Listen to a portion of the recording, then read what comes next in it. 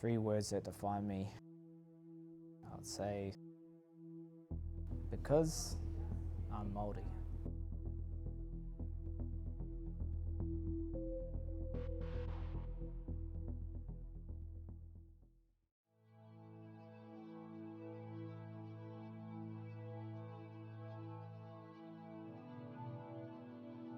Where we are right now, right in front of Eden Park, I grew up, watching the All Blacks. That wasn't my pathway, but obviously every kid growing up in New Zealand wants to be an All Black, but I knew I was going to be too small. So fighting was my vehicle to kind of express myself, and it's been able to take me around the world and provide for my family, and it's given me everything. Martial arts is the journey that I've been on, where it's taught me to just keep turning up. And that's pretty much how my career's turned out, where I've taken losses, I've taken a lot of learning curves, but I keep turning up for myself, and going through that experience has actually gifted me my biggest strength, because I've seen it all. Nothing can really hurt me because I've felt it all, and I've had to go through it, the highs and the lows, the speed bumps that are in the fight game, and here we are now, a few weeks out from fighting for a world title. I'm in a great place, and just in a grateful mindset to know that while I'm in my career now, just taking it all on board and enjoying the journey, enjoying the process, because look how far I've come, from this young boy who first started in mixed martial arts. This year will be my 15th year fighting professionally. So 15 years of working towards this one goal, to be a world champion. So June 29th, I get to tick that off. When I first started martial arts, in high school, smallest in my class, used to get picked on in the bathroom. Remember having my hands pinned against my head, and the bully just dropping me, and just feeling so vulnerable and so so helpless. And it's a scary feeling knowing that I couldn't defend myself, and also no one wanted to help and jump in and help me out. So my parents got me into martial arts because they wanted to instill confidence in myself, to know that I can hold my own, defend myself. But ultimately it taught me that I didn't need to use violence to get out of these situations. I could always use my words. And now being a father myself, it's something that I will install into my kids, my two boys. Not saying I want them to be a fighter, but I'll teach them how to fight.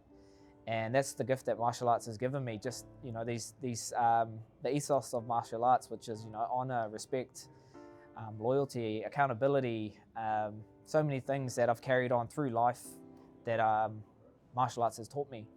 So through high school, I played soccer. That was my main sport, but I was over team sports after school. I knew that I wasn't going to be an all-white, and that wasn't going to be my pathway. So I wanted to do a sport that it's ultimately all on you. And for me, that is what fighting was, that challenge of getting in the ring, kind of overcoming your self-doubts, your fears, and stepping into that unknown, knowing that you've done the work and there's no team to hide behind, it's all on you. And after my first pro fight in high school, I was 17 years old, I ended up winning by first round knockout, and that's when I knew, okay, I'm going to chase this, and I'm going to, just go all in. And 15 years later, we're still all in, with a title fight in front of me. So I was 17, my last year of high school. Didn't really tell too many people I was fighting. My family obviously were there to support me. I was fighting this guy, Ray Kraitiana. He was a few years older than me. I think he was like 23 or 24. And I was just that young, hungry kid that had a chip on his shoulder, kind of had something to prove, not to anyone else, but to myself, that I could do this. Scared, but excited at the same time. And just went in there and just, I was so full of adrenaline that I just wasn't even thinking. I was just going to go for it, and ended up winning by head kick knockout, jumping on the cage, seeing all my friends and family there. It was in Auckland, the fight, so it was a special night. And then the commentator after the fight was saying, "How are you going to go? What are you going to do to go celebrate?" And I was like, bro, I've got an exam tomorrow. I've got to go home and study. But yeah, it was cool to have it all work out, but also just know that this is the start of something special. My haircut is not the one. I looked like a young boy, but yeah, it was cool to see. Yeah, it was a cool experience, but also just proud that I kept turning up and just chased it. My parents knew that this is what I wanted to do. It's because I've always been something that I've been installed to me from my family is just being the hardest worker in the room, but also if you're passionate about something, just going after it. When I told my dad, my mum, that I'm dropping out of uni because I want to chase fighting, they knew. They were really supportive, and it was hard for me to say that because I didn't want to disappoint them, but I was just on a different path. I knew that fighting is what was going to do it for me. That's what fulfilled me. That's what made me happy. So then after training in New Zealand, fighting a few times, and then ended up going to Thailand for 4 years, I just had something to prove because I've already dropped out of university and committed to the sport. So I couldn't leave Thailand without something, and I had to come back with something. Yeah, it was definitely hard. Moving overseas, didn't know anyone. First time being in a new country by myself. But that's the beautiful thing about the martial arts community. Everyone's there to get better, and everyone's there to learn. So I knew I'd make friends, and I guess being quite shy and timid growing up, it forced me to be able to get out of my shell. And life hack for any, for the younger generation, to move overseas, that you gain so much experience because you have to meet new people, you have to get out of your shell, get out of your comfort zone, and being at home, that's not going to teach you that. Being in another country where English isn't the first language, you have to really make an effort, and not just in my, in life, but and then in fighting. Thailand is Muay Thai and kickboxing is Thailand's national sport. So, what better way to get better? And the cost of living in Thailand is so cheap.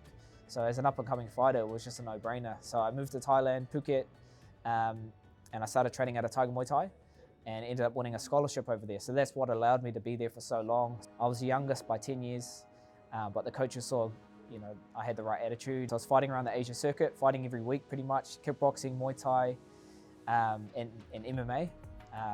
Sometimes I was injured and I still had to fight because I had them booked. I was kind of managing myself at that time as well. Wasn't winning every fight. At some points I had to call my brother and say, hey bro, can you top me up with some money? It'll be all worth it, don't worry about it.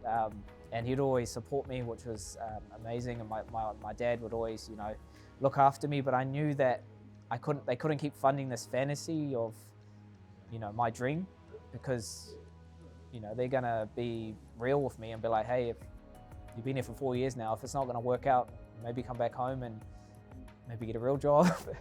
But I wanted to get myself out of the situation where I didn't want to come home without something, and that's what kept me over there. And in a year's time, I got on a 5-fight win streak, all by first round knockout, and that's actually where my name came from, Don't Blink, because the commentators were saying if you blink, you'll miss the fight. So I won a fight in Taiwan, 12 seconds. I won a fight on a cruise ship, 30 seconds. I won my next fight in Thailand, 1 minute. So I racked up all this a 5-fight win streak, and then that's when the UFC called me and said, we'd love for you to be part of the Ultimate Fighter season 24. You just have to be a champion. I just won a bout in Perth, Australia, bragging rights, which was my ticket to get on the show. So 2016, I was so young and just ready to, I guess, dip my feet into the UFC. We've got to pause there for a minute. The fight on the cruise ship, mate. Tell us a little bit more about that. Yeah, so it was the first international fight ever on a cruise ship. Wasn't moving, so you don't have to worry about getting boat sick and falling off. But the cruise ship came from Malaysia to Phuket overnight, and then the fights were in Phuket, Thailand. So all my teammates and stuff got to come on the cruise ship and watch the fight. I was fighting a Filipino fighter, and it was funny because all the workers on the cruise ship were Filipino. So they all came out of the kitchen and came out when we were fighting, and it felt like it was his hometown fight. Fighting Manny Pacquiao. Yeah, pretty much. And ended up winning. I think it was less than 30 seconds to fight, and then we got to party on the boat for 2 days after. So pretty cool experience. I knew I had a fight, like I was there for business, and then I could have a holiday after. But to say you fought on a cruise ship, on the top deck, next to the pool, pretty cool bucket list to tick off. My career hasn't been this undefeated record and gone to a world title straight away. I've really had to fight for this, and going through those experiences, it just kind of lights a fire underneath you where you figure things out on the job. I took fights where I probably shouldn't have early on in my career, fighting more experienced fighters, but they gave me, they kept me grounded, they kept me honest, and having teammates like Dan, like Izzy, who I've been able to lean on for experience, we've kind of shown that it doesn't matter if you've taken losses and learning curves in your career. If you want it bad enough, it will happen, and that's pretty much been my story.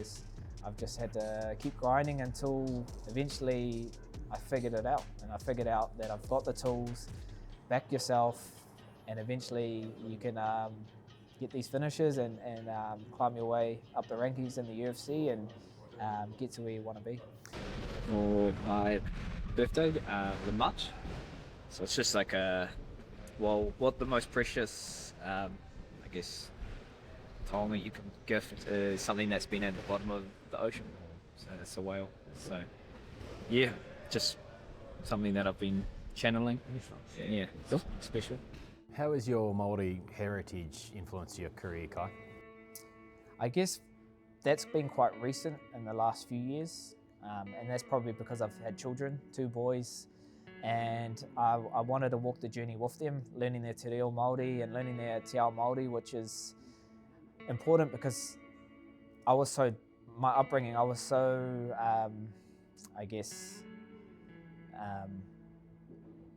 focused on the one goal, which is to make it into the UFC and to become a fighter, where I didn't prioritize culture and my parents knew that one day I'd come back to it and it'd be all in the right time, and that was for me meeting my wife Sade and having my 2 boys Kobe and Koa, where they're at Kohanga now, they're learning. My wife's fluent speaker, and I want to give them that sense of identity, to know where they've come from, to know where they're heading. Culture is very important because it's your anchor. It's everyone in your tupuna, your ancestors that have come before you, to allow where you're heading, because it's all been done before you. Even though I'm fighting in the modern day in the UFC, that's been done before me with my tupuna, fighting on the battlefield, fighting for survival, for mana, fighting all these obstacles and challenges they had to go through. There's a blueprint of how to do it now. You just have to obtain that knowledge, and that's through being immersed in culture. And yeah, it's definitely our superpower, being from Aotearoa, New Zealand. It's what makes us unique. And being on the world stage, if I don't bring my culture and embrace it, then who's going to do it? I didn't want to leave that behind.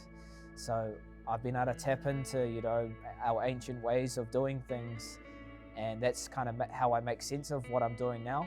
Where before I was still obviously doing well in my career and well in my sport, but now it's given me more of a purpose, more of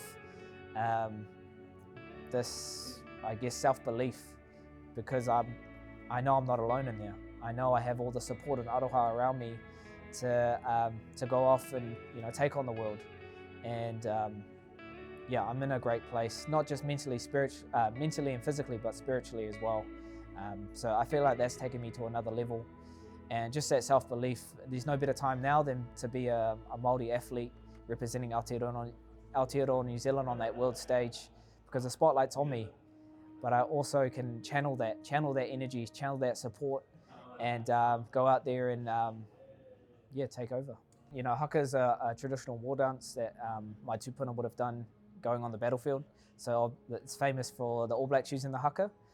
It just sets the tone, lets everyone, lets your opponent know your intentions, and it's the ultimate respect. So, you know, when I go out and fight, I definitely channel one of our gods, Tūmatoinga, which is the god of war.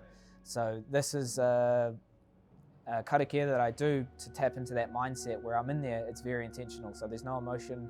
I have a job, and everything I'm doing is a clear path.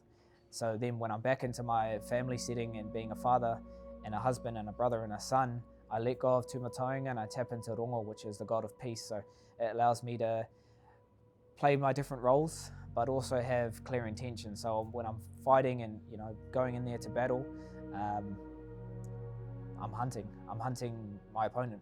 And when I'm at home, I'm that sensitive, compassionate side, that loving side that I give to my family. So it's just being very intentional of what you're doing, and what the haka does, it lights you up like you need to. It's that switch that you need to flick.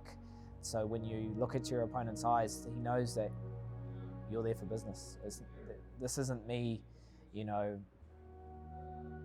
getting here by accident. Nothing's by accident. It's me here because I'm going after it. And that's where I'm at in my life. Everything's flowing. My whānau's thriving. You know, I've got a beautiful wife and two boys that they already look at me as the world champion, you know, and I feel like I've already cracked it in life because I don't need a world title or a belt to validate who I am as a person. I know who I am, and that's what fulfills me, is knowing that I get to go home to that. Win or lose, they're still going to love me. So when I'm in my career, I'm not chasing I guess validation from others, material things, or, you know, money. That doesn't do anything for me now. It's chasing mana, which is the highest, I guess, currency in Aotearoa, because it's a presence you have. It's not something you can buy. It's not something you can be given. It's something that you've earned. It's for your actions. You can talk all you want. You can say all these things, but if your actions don't back it up, it doesn't mean anything. I'm teaching my boys how to be a man, and that's, you know, for every day. They're seeing me get up and grind. They're seeing me, you know, come back home to our whānau and give this unconditional love. And yeah, that's what I'm here to do, is just show them the way. And I'm doing it in the present. They're seeing their dad on TV, and yeah, it's cool that I'm paving the way for them.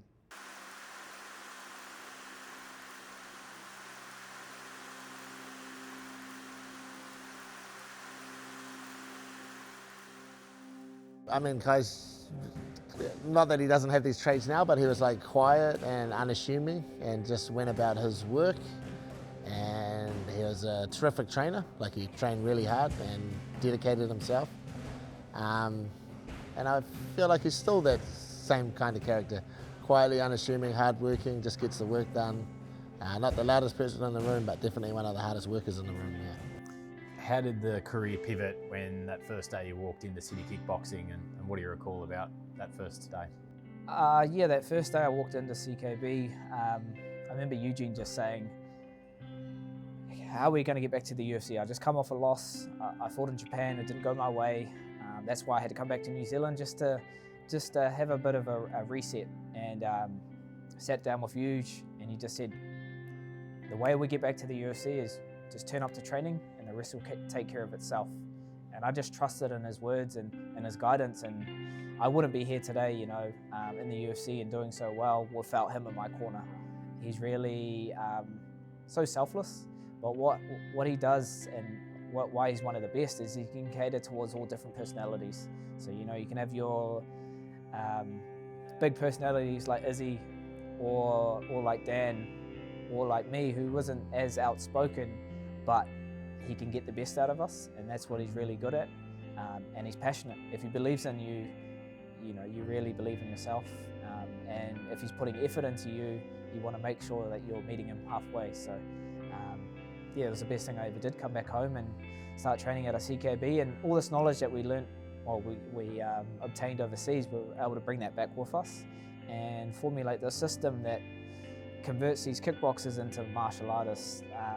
You know, we've got such high level striking here in New Zealand where we just needed to, I guess, evolve them into mixed martial artists. And, you know, look at the staple of fighters that we have now at CKB. It's unreal, and it's cool to be a part of a legacy that, you know, we're leading at the front and just showing that, you know, you can do it in your own backyard. You don't need to go overseas like how we used to do and be overseas trained. You can be homegrown, do it in your own backyard, and you don't have to sacrifice friends and family and time away to get to where you want to be. So it's pretty cool that we've always kind of done that at CKB, put the ladder down for the next guy.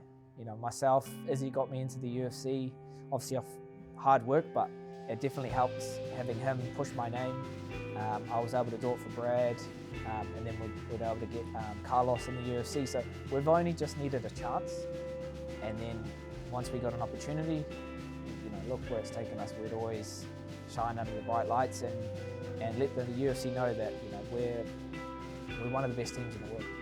I see that he is he's invested in the time, and that's all that matters. And when you invest in that time, you know, you sacrifice family, being with the family, sacrifice being, you know, all the time that you could be out there doing whatnot. But he stuck to it. He stuck to the grind. He stuck to being in the gym, whether it's helping his teammates or sharpening up his tools himself.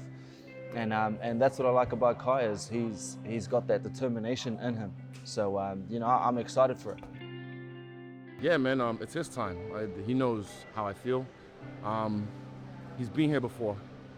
This is a rematch. He's matured a lot for already a mature guy. And I can't wait to be there front and center to witness him become the world champion. Let's go. You haven't fought since August last year. Brilliant round one knockout of Steve Erceg. It's been a journey to get this title fight. Just take us through, I guess, the past 10 months. Yeah, so I've just been kind of put on ice since my last fight against Steve. You know, everyone was talking him up, hometown guy fighting in Perth. Just came off a close decision loss against Pantoja. And people were saying, yeah, he's going to steamroll through Kai and get back to another title shot. But that's what everyone's done in my career, is overlook me and kind of count me out. And you know, I've had a few injuries leading into that fight. Well, not leading into that camp, but before that, you know, I was nursing a concussion for a year, took 6 months off contact. So I guess a lot of questions that I had to answer, but I knew that I wasn't done. I knew that I still had fight in me. And yeah, it was a great fight for me to kind of showcase my skills against an up-and-comer that everyone thought really highly of, and to take him out in the first round and put myself in the best position, which was at the top of this division. I've kind of known about this fight since probably the start of this year. I just didn't know when it was going to happen, so I've had to kind of just stay in the gym. That's what I've been doing the last, 5-6 months. I didn't go to Vegas, being the Warriors wrestling coach. I didn't go to Vegas to support them because I just had to stay in the gym. I didn't go to Sydney for the UFC. I didn't go to Saudi Arabia for Izzy's fight. I haven't been doing anything but training. So I knew that I wanted to give myself the best chance, and that was just to stay ready, keep getting better, keep getting in you know, ring time and pushing myself. But you know, being this far out from a fight where it's only 3 more weeks, I was ready a few months ago. So I'm in a great place and ready to get this done. Like 15 years I've been fighting professionally. So 15 years to kind of think about this and visualize this. But I put myself in the situation and I'm surrendering to it. You know, everything that comes with becoming a world champion, you know, more media obligations, more attention, more pressure. But I've already fought for a world title before against Brandon Moreno in 2022. So I've felt it all before. So I can use it to my advantage doing it this time around.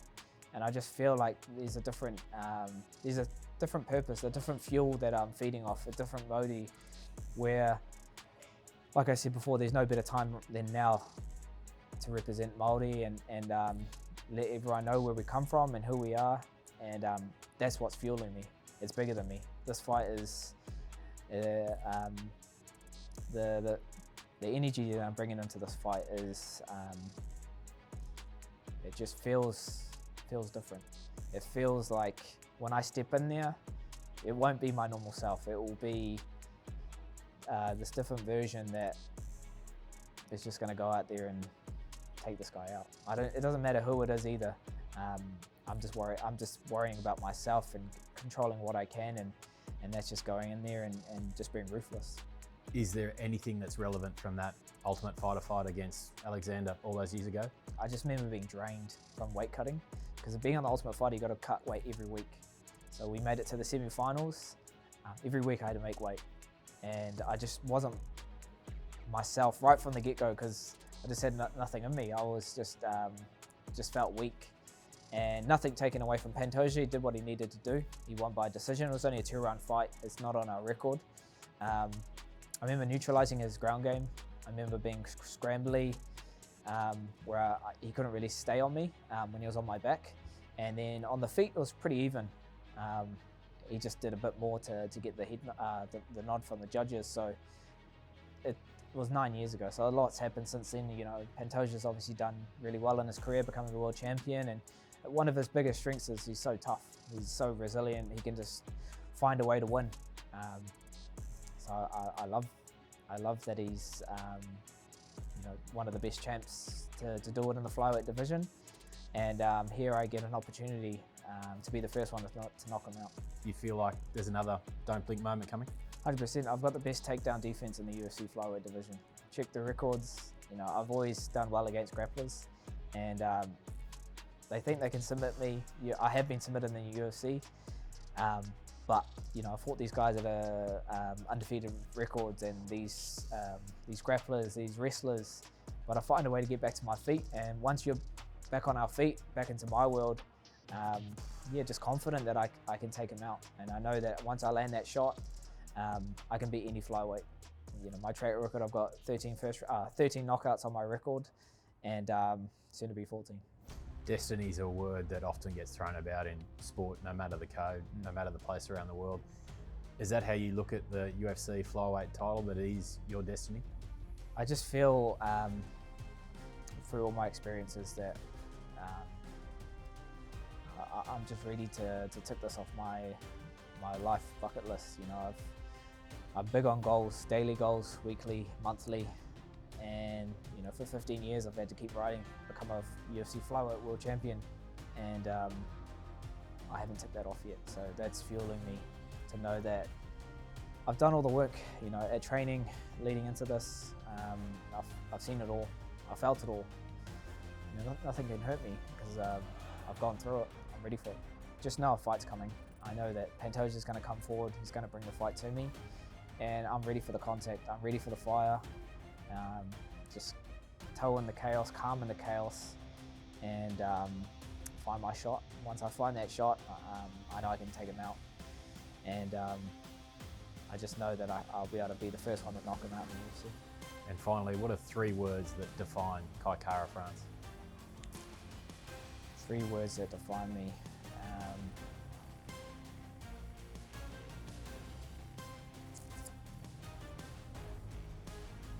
It's a hard one. I'd say because I'm Maori.